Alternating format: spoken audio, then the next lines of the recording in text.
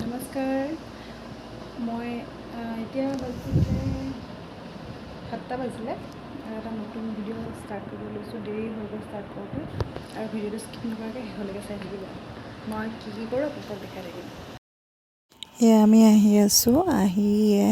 গাড়ী ইমান বেছি ভিৰ আহি পাওঁতে আমাৰ বহুত বেছি দেৰি হৈ গৈছে গাড়ী চাওকচোন কিমান বেছি ভিৰ আৰু ছোৱালীয়ে খেলি আছে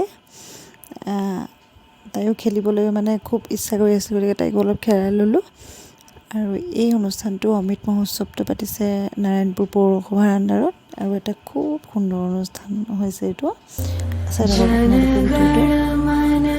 अधिनायक जय हे भारत भाग्य विधाता पंजाब सिंध गुजरात मराठा द्राविड़ उत्कल बंग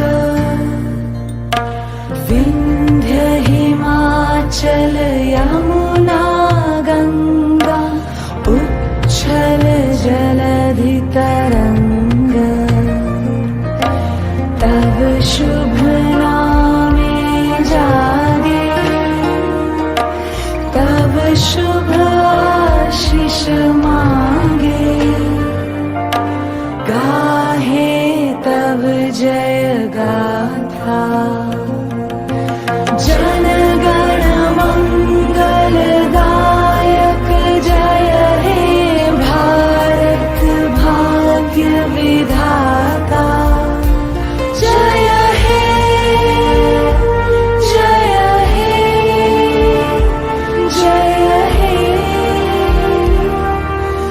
जय जय जय जय